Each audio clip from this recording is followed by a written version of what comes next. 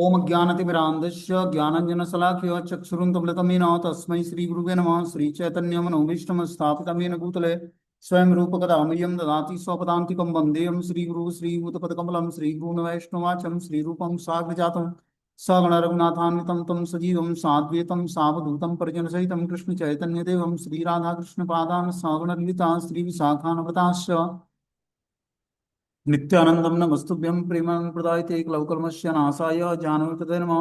नमो महावदन्याय कृष्ण प्रेम प्रदायते कृष्णाय कृष्ण चैतन्य नामिने गुरुते नमः। अनर्पित चरिचरात करुणावतीर्णो कलव समर्पितुं न तु जलरस स्वभक्ति श्रियं हरिप्रोट सुंदर गुतकदम्ब संदीपितं सदा हृदय कंदरे स्मृत्वा सचिनंदनम संसार दुःख जलदोपतितस्य कामा क्रोधादीन क्रम करे कवलीकृतस्य दुर्वासना निवृत्तस्य निराश्रयस्य चैतन्य चंद्रमं देहि पदावलंबम् चैतन्य चंद्रमं हृदि कुंदम विकास्य हृदयं विदयिनी चिंतन भृंगरंगे किंचापराधितमृन विद्युदूयं पादामृतं सदाय पाय दुर्गतं माम आजानुलंबित भुजो कनकावदातो संकीर्तने कपितरो कमलायताक्षो विश्वम्बरो द्विजरो धर्मपालो वंदे जगत्प्रियकरो करुणावतारो नमस्त्रैकाल सत्याय जगन्नाथाय सुताय च सवृत्याय सपुत्राय सकलत्राय ते नमः। अवतीर्णो साकरुण्यो परिचिन्नो सदस्वर श्रीकृष्ण चैतन्य नित्यानंदो द्वय भ्रातरं भजे स जयति विशुद्ध विक्रमं कनकाभ्यं कमलाय तीक्ष्णं वर्जाननं विलंबितं खड्भुज बहुधा भक्तिरसा विनर्दकं जयति जयतु देव कृष्ण चैतन्य चंद्रो जयति जयतु कीर्तितस्य नित्या पवित्रं जयति जयतु भृतस्य विश्वेश्वमूर्ति जयति जयतु नृत्यत्वा स्वरूपाभ्यां पंचतत्त्वात्मकं कृष्णं भक्तरूपस्वरूपकं भक्तावतारं भक्ताख्यं नमामि भक्तिशक्तिकं। जय श्री कृष्ण चैतन्य प्रभु नित्यानंद श्री अद्वैत गदाधर श्रीवासादि श्री गौर भक्तवृंद। हरे कृष्ण कृष्ण कृष्ण हरे हरे, हरे राम राम राम हरे हरे। तो इसमें आज हम लोग गोस्वामी में चैतन्य भागवत मध्य खंड अष्टम अध्याय प्यार संख्या 30 नंबर पढ़ना है।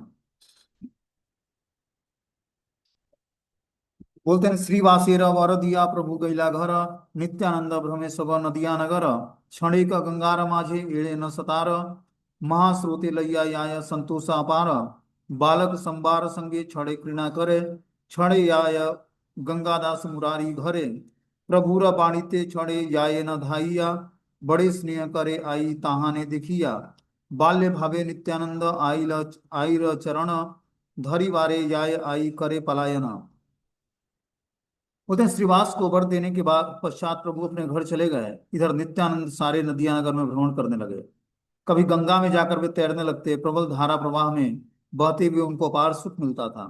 कभी वे सभी बालकों के साथ खेलने लगते, तो कभी गंगादास मुरारी के घर चले जाते, कभी दौड़कर प्रभु के भवन में पहुंच जाते। उन्होंने वहां देखकर आई सची माता उन पर बहुत ही स्नेह करती थी। बाल्य भाव में कभी नित्यानंद आई के चरण पकड़ने को लपकते तो आई भाग जाती। तो इस तरह से नित्यानंद प्रभु जो है जब नदिया नगर में पहुंचते हैं वृंदावन से, तो बाल्य भाव में सबसे बिहेवियर करते हैं। मतलब उनका जो बर्ताव जो होता है एक बालक की तरह होता है। जैसे श्रीवास पंडित के घर में जाते हैं तो मालिनी देवी के हाथ से भोजन करते हैं, उनका स्तनपान करते हैं। उसी तरह यहाँ पर जो है श्रीवास को वर देने के पश्चात प्रभु अपने घर चले गए। महाप्रभु चैतन्य देव जब श्रीवास पंडित को वरदान दे दिया, क्या वरदान दिया कि तुम्हारे घर में धन की कभी कमी नहीं होगी, और जो लक्ष्मी के पास बाई चांस धन की कमी हो जाती है तो वो भिक्षा मांग सकती हैं, लेकिन तुम्हारे घर में धन की कमी नहीं होगी, क्योंकि तुमने नित्यानंद प्रभु के प्रति जो प्रेम जागृत किया है या प्रेम दिखाया है वो बहुत ही प्रशंसनीय है।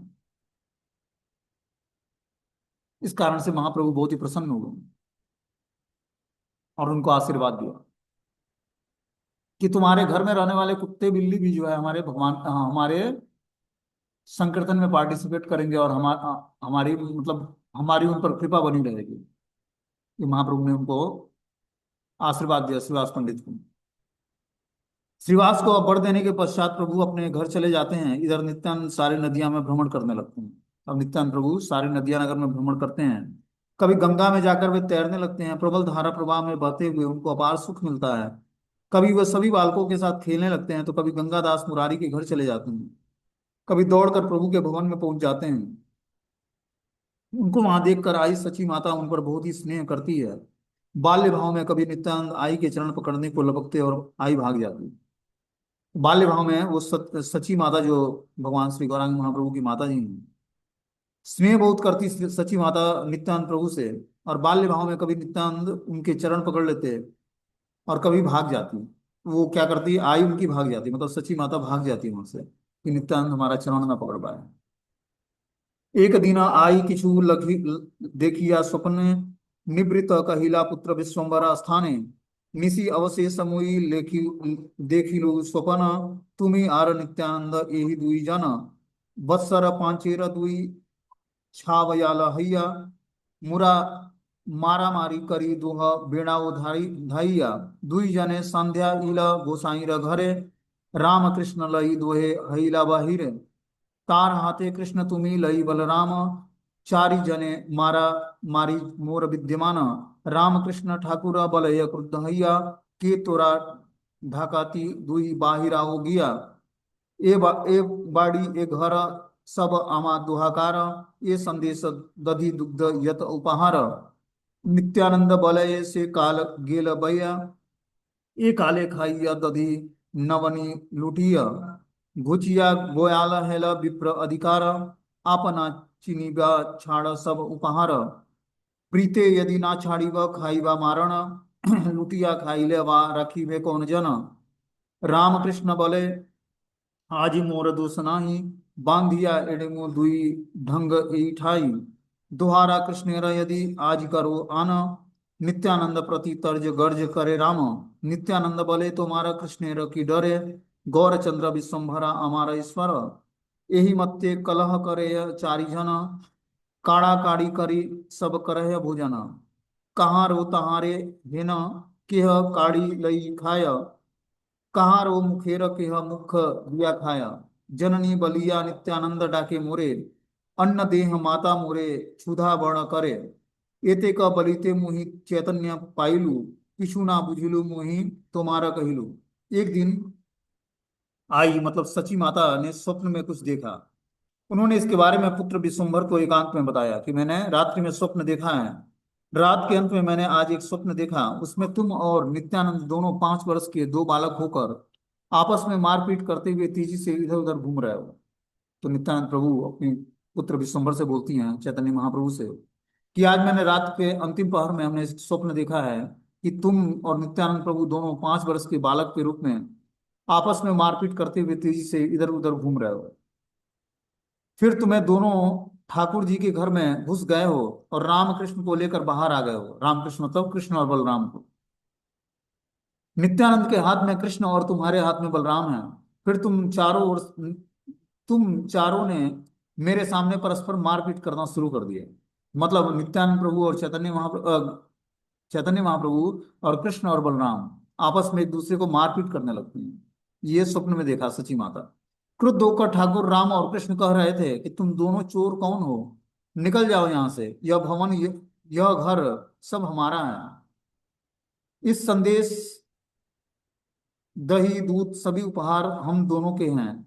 नित्यानंद बोले वह समय बीत गया जब तुम दोनों लूट लूट कर दही और नवनीत मक्खन खाया करते थे। अब ग्वाल बालों का राज चला गया। अब तो ब्राह्मणों का अधिकार है। अपने को पहचानो और ये सब उपहार हमारे लिए छोड़ दो। प्रेम से यदि नहीं छोड़ोगे तो मार खाओगे। लूट कर खाने से भी कौन रोक सकता है। रामकृष्ण बोले आज हमारा कोई दोष नहीं है। तुम दोनों चोरों को हम यही बात कर डाल देंगे। मुझे कृष्ण की दुहाई है जो ऐसा ना करूं। ऐसा कहते हुए बलराम जी नित्यानंद के प्रति तर्जन गर्जन करने लगे। नित्यानंद बोले तेरे कृष्ण से कौन डरता है, गौरचंद्र विश्वम्भर मेरे ईश्वर हैं। इस तरह से आपस में झगड़ा करते हुए चारों जने खींच तान कर सभी सामग्रियों का भोजन करने लगे। कोई किसी के हाथ का द्रव्य छीन कर खाने लगता तो कोई किसी के मुख का द्रव्य मुख से खींच कर खा रहा था। तभी हे जननी कहकर नित्यानंद प्रभु मुझे पुकारने लगे और कहने लगे हे माता, मुझे भोजन दीजिए, बहुत भूख लगी है। वे ऐसा कह ही रहे थे उसी समय मेरी नींद टूट गई। मेरी तो कुछ समझ में नहीं आया, इसलिए तुमसे यह कह रही हूँ। इस प्रकार सची माता स्वप्न में देखती हैं कि विश्वम्भर और नित्यानंद प्रभु और राम और कृष्ण, मतलब बलराम और कृष्ण, चारों आपस में झगड़ा कर रहे हैं। और रामकृष्ण बोलते हैं कि आज हमारा कोई दोस्त नहीं है, तुम दोनों चोरों को हम यहीं बांध कर छोड़ देंगे। तो बलराम जी क्या बोलते हैं, मुझे कृष्ण की दुहाई है, जो ऐसा न करूं तो, मतलब बलराम जी ने बोला कि आज मैं दोनों चोरों को, जो नित्यानंद हैं और गौरांग महाप्रभु हैं, उन दोनों चोरों को मैं बांध कर यहीं पर रख दूंगा, और ऐसा न करूं तो मेरी कृष्ण की दुहाई है।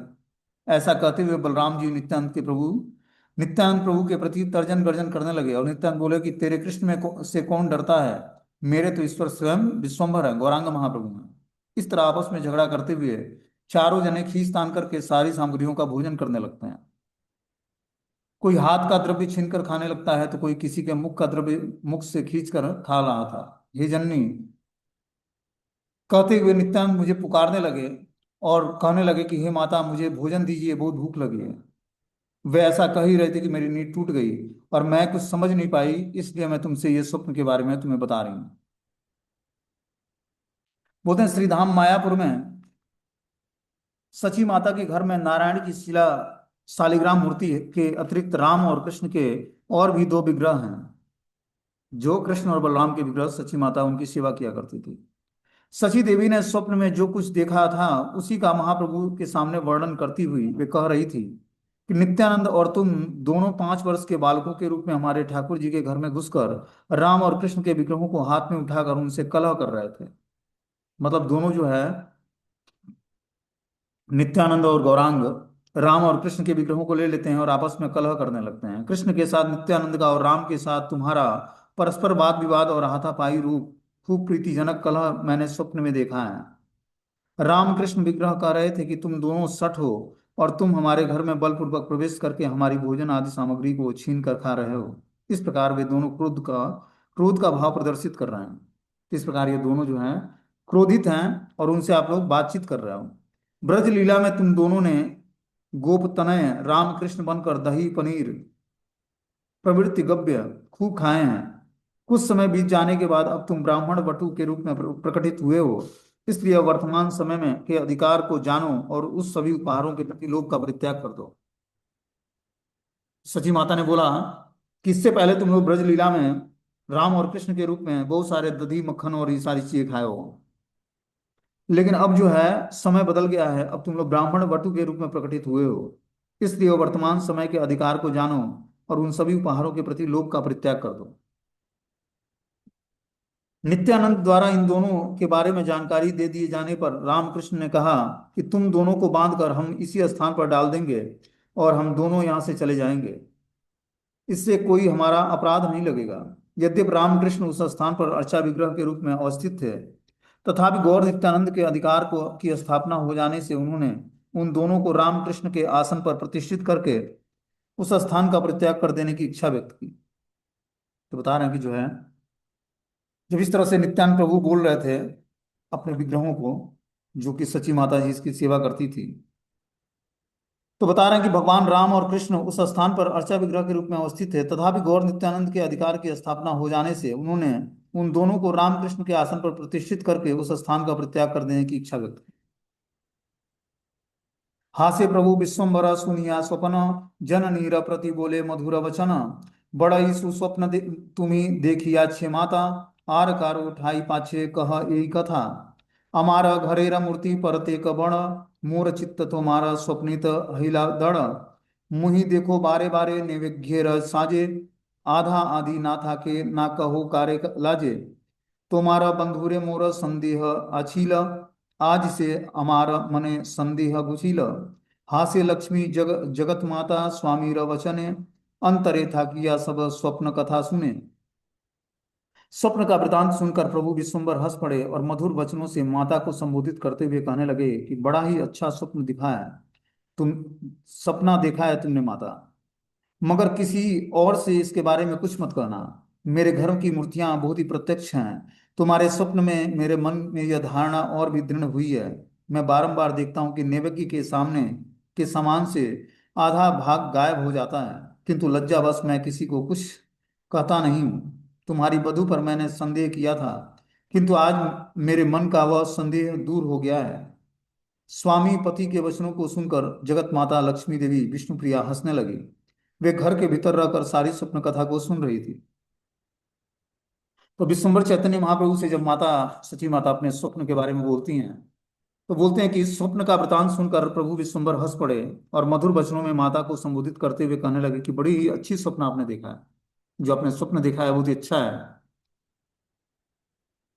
तुमने माता मगर किसी और से इस स्वप्न के बारे में मत कहना।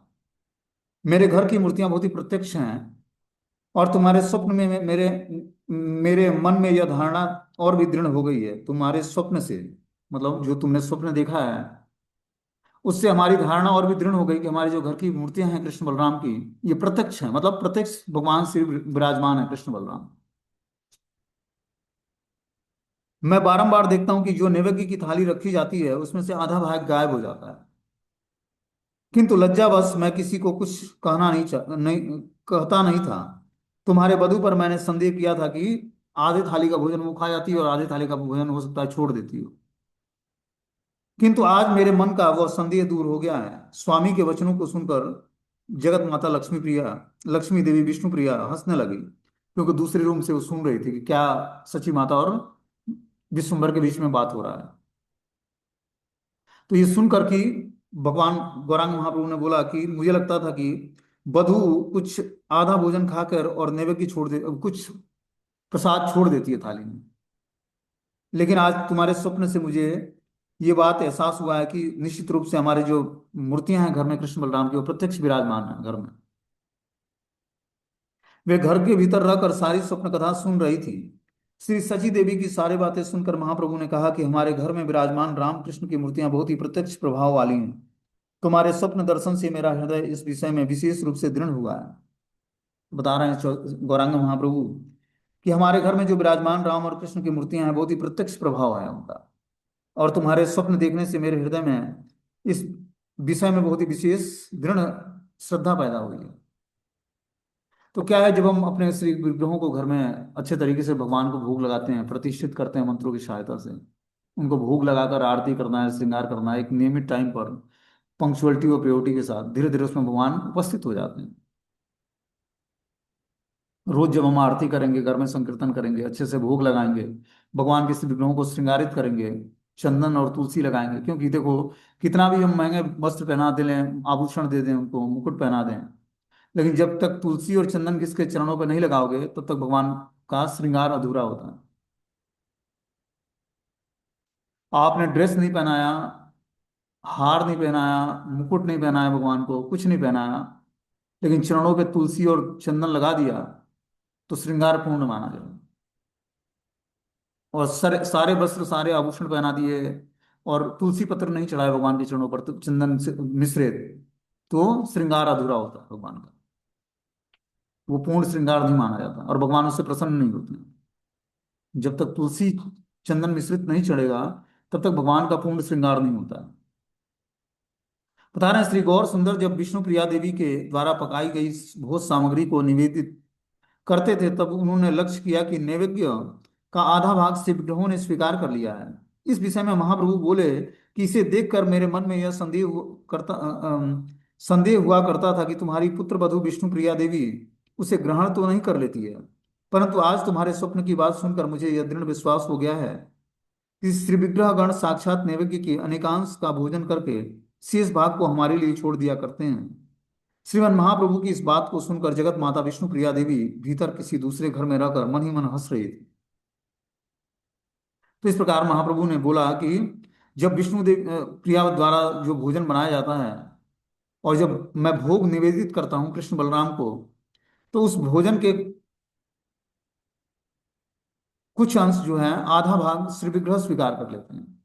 और मुझे क्या लगता था कि मैं जब भोग निवेदित निवेदित करता हूं तो पुत्र वधू विष्णु प्रिया देवी उसे ग्रहण कर लिया करती है, परंतु आज तुम्हारे स्वप्न की बात मैं सुनकर मैं दृढ़ विश्वास कर लिया हूँ, इस विग्रह साक्षात नैवेद्य के अनेकांश को भोजन करके शेष भाग को हमारे लिए छोड़ दिया करते हैं। श्रीमद महाप्रभु की इस बात को सुनकर जगत माता विष्णु प्रिया देवी भीतर किसी दूसरे घर में रहकर मन ही मन हंस रही थी। विश्वम्भर बोले माता सुनः वचन, नित्यानंद आनी झाट कराह भोजन, पुत्रेर वचन सची हरिषित हैला, भिक्षारा सामग्री यत करिते लागिला। नित्यानंद स्थाने गईला प्रभु विश्वम्भर, निमंत्रण ज्ञाताने करिला सत्वर। आमार बाड़ीते आजी गोसाई भिक्षा, चंचलता ना करीबा कराइला शिक्षा। कर्णधरी नित्यानंद विष्णु विष्णु बले चंचलता करे यत पागल सकले ये बुझिए मोरे तुमी वासः चंचल आप नार मत तुम्ही देख सकल ये तो बलि दुई जने हंसिया हंसिया कृष्ण कथा कही कही आइला बाड़ीते हासिया बसिया यही ठाई दुई जन गदाधर आदि आर परमाप्त गण। बोलते हैं विश्वम्बर बोले कि हे माता मेरी बात सुनो, तुम नित्यानंद को बुलवाकर उन्हें भोजन कराओ। पुत्र के वचन से आनंदित होकर सची भिक्षा के लिए सामग्री तैयार करने लगे। उधर नित्यानंद के पास शीघ्र जाकर प्रभु विश्वम्बर ने उनको भोजन का निमंत्रण दे दिया। उन्होंने कहा गोसाई की भिक्षा आज हमारे घर में होगी। साथ ही यह शिक्षा भी दी कि चंचलता मत करना।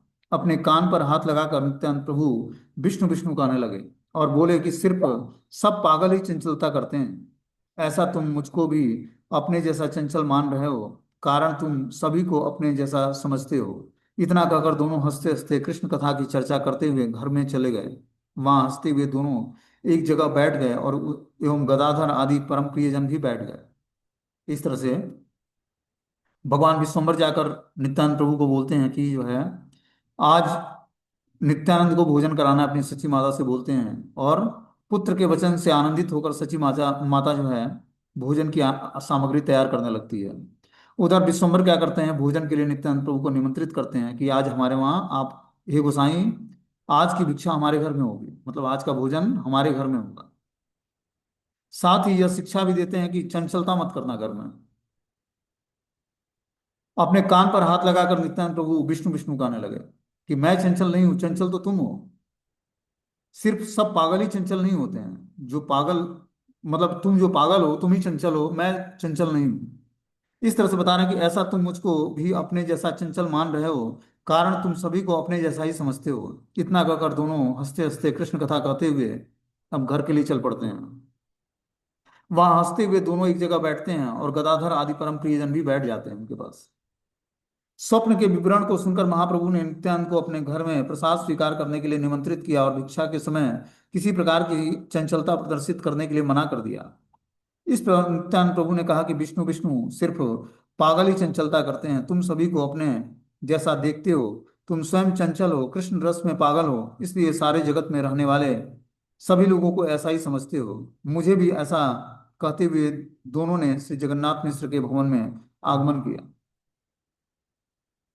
तो इस तरह से नित्यानंद प्रभु ने महाप्रभु को बताया कि आप तो कृष्ण भक्ति में पागल हो और अपने ही जैसे आप सबको समझते हो। आप जब कृष्ण के रस में उन्मत्त होते हो तो चंचल हो जाते हो, पागलों की तरह व्यवहार करते हो, और वही मुझे भी समझ रहे हो। तो मैं पागल नहीं हूं, आप कृष्ण भक्ति में पागल हो। और इस प्रकार बता रहे हैं कि इस तरह कहते हुए दोनों श्री जगन्नाथ मिश्र के भवन में पहुंच जाते हैं। ईशाना दिलेना जल धुईते चरण नित्यानंद संगे गैला करिते भोजन बसिलेना दुई प्रभु करिते भोजन कौशल्यारा घरे एनर श्री राम लक्ष्मण एही मत्त दुई प्रभु करय भोजन सेई भाव सेई प्रेम सेई दुई जना। वहां ईशान के चरण धोने के जल दिया गया और पाद प्रक्षालन के बाद नित्यानंद के साथ प्रभु भोजन करने बैठ गए। दोनों प्रभु जैसे कौशल्या के घर में श्री राम और लक्ष्मण की भांति एक साथ भोजन करने के लिए बैठ गए। इस प्रकार दोनों प्रभु भोजन करने लगे। वही दोनों का भाव था, वही प्रेम था, और वे दोनों वे ही थे। तो जिस तरह कौशल्या मैया राम और लक्ष्मण को भोजन कराती थी, उसी तरह ये दोनों प्रभु भोजन करने के लिए बैठ जाते हैं। वही दोनों का भाव था, वही प्रेम था, और वही दोनों भी थे, मतलब वही राम लक्ष्मण इस समय गौरांग और नित्यानंद प्रभु के रूप में प्रकट हुए। तो इस प्रकार जो है दोनों भोजन करना शुरू करते हैं।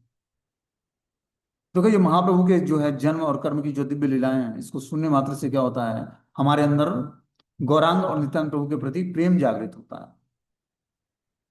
कोई सोचे कि एक तो ये सब साधारण लीला का मतलब भगवान ने भोजन किया नित्यानंद प्रभु के साथ, तो ये सब लीलाओं के माध्यम से हमें क्यों सुनाया जा रहा है।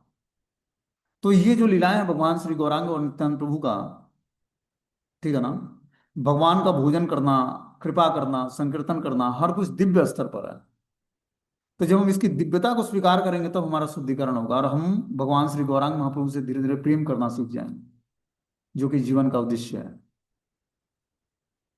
बता रहे परिवेशन करे आई परम संतोष, त्रिभांग हिला भिक्षा दुई जन हासे, आर बार आसी आई दुई जने देखे, वत्सर पांचेर शिशु देखे ते परते परते के, कृष्ण शुक्ल वर्ण देखे दुई मनोहर, दुई जन चतुर्भुज दुई दिगंबर, शंख चक्र गदा पद्म श्री हला मुसल, श्रीवत्स कौसुभ देखे मकर कुंडल, आप नार वधु देखे पुत्रेर हृदय, सकृत देखिया आर देखी तेना पाय, पड़िला मूर्छित हइया पृथ्वीर तले, तितिल वसन सब नयनेर जले, अन्नमय सर्वघर हइला तखने, अपूर्व देखिया सची बाह्य नहीं जाने।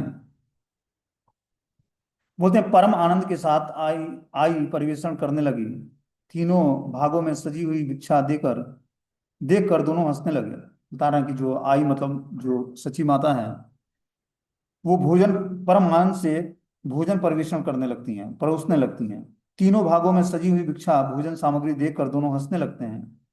फिर दोबारा आकर जब आई ने दोनों को देखा तो दोनों उन्हें 5 वर्ष के शिशु की भांति दिखाई देने लगे। कृष्ण वर्ण और शुक्ल वर्ण वाले इन दोनों का बड़ा मनोहर रूप था। वे दोनों चतुर्भुज दिगंबर स्वरूप में दिखाई देने लगे। उन्होंने शंख चक्र गदा पद्म और श्री हल मुसल देखे, श्रीवत्स कौस्तुभ और मकर कुंडल भी देखे। उन्होंने अपनी वधु को भी पुत्र के हृदय में देखा। एक बार देखकर वे फिर नहीं देख पाई और मूर्छित होकर पृथ्वी तल पर गिर पड़ी। तब सची माता जो है गौरांग और नित्यानंद प्रभु को भोजन कराने जाती हैं। जब भोजन परोसती हैं और बता रहे हैं कि दोबारा आकर जब वो आई ने दोनों को देखा तो दोनों उन्हें 5 वर्ष के शिशु की भांति दिखे। पहले बार भोजन परोस दिया उनको, फिर दोबारा पूछने आती हैं कि कुछ और चाहिए, तो क्या देखती हैं कि वो दोनों 5 वर्ष के बालक हैं, और एक श्याम वर्ण का है और एक गौर वर्ण का है। वे दोनों चतुर्भुज दिगंबर स्वरूप में दिखाई दिए। उन्होंने शंख चक्र गदा पद्म और श्री हल मुसल धारण कर रखा था। श्री वत्स कौस्तुभ और मकर कुंडल भी देखे। उन्होंने अपने वधु को भी पुत्र के हृदय में देखा। एक बार देखकर वे फिर नहीं देख पाई और मूर्छित होकर पृथ्वी पर गिर पड़ी। नेत्रों से जल से उनके सारे वस्त्र भीग गए। उस समय सारा घर अन्नमय हो गया। इस अपूर्व दृश्य को देखकर सची का बाह्य ज्ञान लुप्त हो गया। जब वो श्याम वर्ण और गौर वर्ण के दो बालकों को देखी जो 5 वर्ष के थे, उनके हृदय में अपने पुत्र वधु को देखा, विष्णु प्रिया माता, तो ये देखकर मूर्छित हो जाती हैं। और क्या देखती हैं? शंख चक्र गदा पद्म धारण किए हुए, हल मुसल धारण किए हुए बलराम जी, और श्रीवत्स का चिन्ह था और कौस्तुभ मणि और मकर मकराकृत कुंडल था कृष्ण के कानों में। तो ये स्वरूप देखकर जहां पर गौरांग और नित्यानंद प्रभु भोजन कर रहे थे वहीं पर ये स्वरूप उनको दिखा, और ये स्वरूप देखकर वो मूर्छित हो जाती हैं और नेत्रों के जल से उनका पूरा वस्त्र भीग जाता है। उस समय सारा घर अन्नमय हो गया। इस अपूर्व दृश्य को देखकर सची का बाह्य ज्ञान लुप्त हो गया। अब जैसे ही मूर्छित हो जाती हैं तो हाथ से सारे अन्न गिर जाते हैं और पूरे घर में फैल जाते हैं। और इस प्रकार अपूर्व दृश्य को देखकर सची माता बाह्य ज्ञान से लुप्त हो जाती है, मतलब बाह्य ज्ञान नहीं रहता है उनको। श्री गौर नित्यानंद दोनों जब भोजन करने के लिए बैठ गए तो सची माता उनको प्रसाद वितरण करने लगी। दोनों को प्रसाद वितरण करते समय ब्रह्मवश उन्होंने 3 जनों के लिए भोजन परोस दिया। यह देखकर श्री गौर नित्यानंद हंसने लगे। सची देवी ने 3 जनों के लिए भोजन परोसने के पश्चात दोबारा आकर देखा तो पाया कि गौर एवं नित्यानंद दोनों खा रहे हैं। उस समय सची माता ने उन्हें 5 वर्ष के शिशु के रूप में देखा। तो श्री गौर नित्यानंद दोनों जब भोजन करने बैठ गए तो सची माता ने प्रसाद वितरण करने लगी, और दोनों को प्रसाद वितरण करते समय ब्रह्मवश उन्होंने 3 जनों के लिए भोजन परोस दिया। फिर कुछ देर बाद आकर देखती हैं कि श्री गौर और नित्यानंद प्रभु जो है हंसते हुए, सची माता ने 3 जनों के लिए भोजन परोसने के पश्चात दोबारा आकर देखा तो पाया कि गौर और नित्यानंद दोनों प्रभु दोनों खा रहे हैं। उस समय सची माता ने उन्हें 5 वर्ष के शिशु के रूप में देखा। श्री सची माता ने देखा कि 5 वर्ष के दोनों ही शिशु वस्त्रहीन हैं। उनमें एक के वक्षस्थल पर कौस्तुभ मणि है और दूसरे के हाथों में हल और मुसल है। दोनों ही शिशु चतुर्भुजधारी हैं। उन्होंने देखा कि एक शिशु के वक्षस्थल पर पुत्र वधु विष्णु प्रिया देवी विराजमान है। केवल एक बार ही नहीं, इस रूप का दर्शन कर वे कर सकी, फिर नहीं देख पाई। मतलब एक बार उनको ये स्वरूप दिखा जिसमें एक श्यामल वर्ण का और एक गौर वर्ण का 2 5 वर्षीय बालक दिखे, जिसमें श्यामल वर्ण का जो था उसके चेस्ट पर जो है शिवस्य का चिन्ह और कौस्तुभ मणि दिखा, और जो गौर वर्ण का है उसके हाथ में मूसल और हल दिखा। और जो श्यामल वर्ण का था उसके हृदय में जो है विष्णु प्रिया माता को विराजमान देखा। इस प्रकार देखकर वो बता रहे हैं कि जो है आंखों से आंसुओं से वस्त्र समूह भीग गए। भगवत दर्शन के समय मुक्त दर्शन के बाह्य प्रतीति विलुप्त हो जाती है। इस अंतर्दशा का लाभ भाग्यहीनों के लिए असंभव है। इसलिए आध्यात्मिक संप्रदाय उनकी उसकी नित्यता को उपलब्ध कराने में असमर्थ रहता है। आध्यात्मिक व्यक्तियों के विचार से इंद्रिया ग्राह ज्ञान से ही सभी वस्तुएं अवस्थित हैं। बता रहे हैं आगे, आथे व्यथे महाप्रभु आचमन करी, गाये हाथ दिया जननी रे तोले धरी, उठा उठा माता तुम्हें स्थिर कर चित्त, केन वा पड़िया पृथ्वी ते आचंबित। महाप्रभु ने तुरंत आचमन करके जननी को हाथ पकड़कर उठा दिया और बोला, उठिए माता उठिए, अपने चित्त को स्थिर कीजिए, आप किस कारण से अचानक पृथ्वी पर गिर पड़ी। इस तरह से महाप्रभु ने तुरंत आचमन करके जननी के हाथ पकड़ लिए, मतलब माता शची के हाथ पकड़ लिए और उनको उठाने का प्रयास करने लगे कि आप किस कारण से अचानक पृथ्वी पर गिर पड़ी।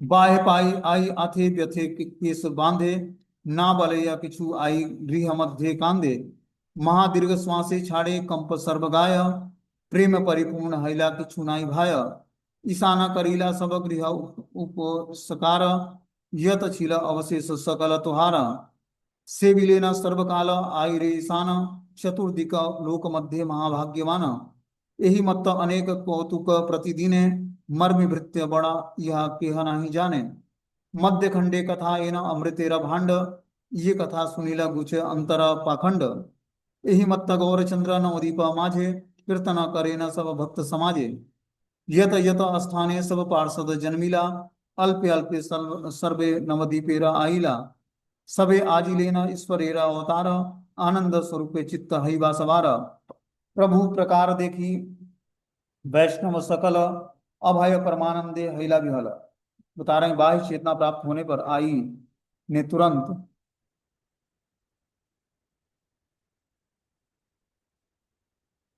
कुछ बोल कुछ बोले घर के भीतर आकर रोने लगी।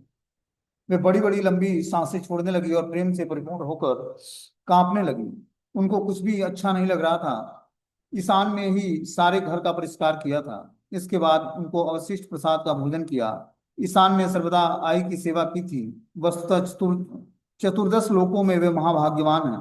इस तरह वहां अनेक प्रकार के कौतुक प्रतिदिन होने लगे, जिन्हें मर्मीय भृत्य के अतिरिक्त अन्य कोई नहीं जान पाता था। बता रहे हैं यहाँ पर कि जो है बाह्य चेतना प्राप्त करके सखी माता ने तुरंत अपने केसों को बांधा और बिना कुछ बोले घर के भीतर आकर रोने लगे। वे बड़ी बड़ी लंबी लंबी सांसें छोड़ने लगी और प्रेम से परिपूर्ण होकर कांपने लगी। उनको कुछ भी अच्छा नहीं लग रहा था। ईशान ने ही सारे घर का परिष्कार किया था। इसके बाद उन्होंने अवशिष्ट प्रसाद का भोजन किया। ईशान ने सर्वदा आई की सेवा की थी। वस्तुतः चतुर्दश लोकों में वे महाभाग्यवान हैं। इस तरह वहां अनेक प्रकार के कौतुक प्रतिदिन होने लगे, जिसे मर्मीय वृत्त के अतिरिक्त और कोई जान नहीं सकता। मध्यखंड की कथा अमृत कलश जैसी है। इस कथा को सुनने से अंतर का पाखंड भाव दूर हो जाता है। जो मध्यखंड की कथा है उसको कोई व्यक्ति ध्यान पूर्वक सुनता है तो उसके हृदय से पाखंड दूर हो जाता है। इस प्रकार गौरचंद्र नवदीप में सारी भक्त मंडली को साथ लेकर कीर्तन करने लगे। जिन पार्षदों ने अलग अलग स्थानों पर जन्म लिया था वे सभी एक के बाद एक नवदीप में आ गए। ईश्वर के अवतार को सभी ने जान लिया। सभी का हृदय आनंद स्वरूप हो गया। प्रभु के प्रकाश को देखकर सभी वैष्णव निर्भय होकर परम आनंद में विहल रहने लगे। तो बता रहे हैं इस प्रकार जिन पार्षदों ने अलग अलग स्थानों पर जन्म लिया था वे सभी एक के बाद एक नवदीप में आ गया। ईश्वर के अवतार को सभी ने जान लिया और सभी का हृदय आनंद स्वरूप हो गया। प्रभु के प्रकाश को देखकर सभी वैष्णव निर्भीक होकर परम आनंद में विहल रहने लगे। इस प्रकार देखे कि जब महाप्रभु अब प्रकटित हो गए हैं और लीला शुरू करने वाले हैं तो जहां जहां जो जो वैष्णव थे सब वैष्णव जो है नवदीप में आ जाते हैं महाप्रभु की लीलाओं में पार्टिसिपेशन करने के लिए, संग प्राप्त करने के लिए। बोलते हैं ईशान प्रभु के घर के भृत्य थे, मतलब नौकर थे ईशान। उन्होंने इधर उधर फैले अन्न आदि को इकट्ठा करके गृह का पूर्ण परिष्कार किया। ईशान के भाग्य की तो सीमा नहीं थी, उन्होंने प्रभु की जननी के सेवा कार्य में अपना सारा जीवन बिता दिया था। संन्यास ग्रहण के पश्चात ही भृत्य ईशान अपने प्रभु की जननी और प्रभु की पत्नी की सेवा का सौभाग्य पाकर जगत के धन्य भृत्य गणों में भी परम धन्य अर्थात धन्याति धन्य हुए थे। तो ईशान नामक एक सेवक था, भगवान श्री गौरांग महाप्रभु के घर में नौकर का कार्य करता था। जब महाप्रभु संन्यास ले लेते हैं तो वो उनकी प्रभु की जननी और प्रभु की पत्नी की सेवा का सौभाग्य पाकर जगत के सब भृत्य गणों के में परम धन्य और धन्याति धन्य अपने को मानता था कि हमें बहुत बड़ा सौभाग्य मिला, जो महाप्रभु के संन्यास के बाद उनकी पत्नी विष्णुप्रिया और माता जो है सची देवी की सेवा करने का हमें परम सौभाग्य मिला है। बता रहे हैं भृत्य मूर्ख आध्यात्मिक लोग सेवा रहित होकर भोग बुद्धि से इस पृथ्वी पर विचरण करते हैं। वे सब केवल बाहरी जगत में झांकने की क्षमता रखने के कारण रहस्यात्मक सत्य के उद्घाटन में असमर्थ रहते हैं। अंतरंग सेवक गण ही बाह्य जगत की धारणाओं से विमुक्त हुए बिना प्रकृति प्रस्ताव के अंतर्हित सत्य को उपलब्ध करने में समर्थ होते हैं। तो इस प्रकार बता रहे हैं कि जड़ देश काल पात्र में भगवान और भगवत पार्षद आबद्ध नहीं रहते। इसकी जानकारी देने के लिए अलग अलग स्थानों पर अलग अलग जातियों के बीच अलग अलग देशों के विभिन्न समयों पर भगवत भक्तगण जन्म ग्रहण किया करते थे। वे किसी भी स्थान पर जिस किसी भी काल में जिस किसी भाव से प्रकट क्यों न हो, सभी भगवत सेवा तत्पर होकर अद्वैत ज्ञान श्री चैतन्य देव की सेवा में नियुक्त होते हैं। तो महाप्रभु के जितने भी पार्षद थे, महाप्रभु ने अलग अलग स्थानों पर उनको जन्म दिया। ठीक है ना। किसी को राढ़ देश में, किसी को ऐसे जगहों पर जहां पर गंगा नहीं बहती है, कोई अलग बांग्लादेश में, ऐसे ऐसे स्थानों पर महाप्रभु के नित्य सिद्ध पार्षद अवतार लिए, जो बिल्कुल ही निकृष्ट जगह है, जहां पर कोई अन्न नहीं होता, जहां पर नदी नहीं बहती, जहां पर जो है कुछ भी सुचारू रूप से नहीं चल रहा था, वहां पर भी महाप्रभु ने अपने पार्षदों को प्रकटित कराया और प्रकटित कराकर उस जगह को धन्य बनाया। इस प्रकार आगे की लीला हम लोग कल सुनेंगे। हरे कृष्णा। अभी 4 मिनट है, कोई क्वेश्चन है तो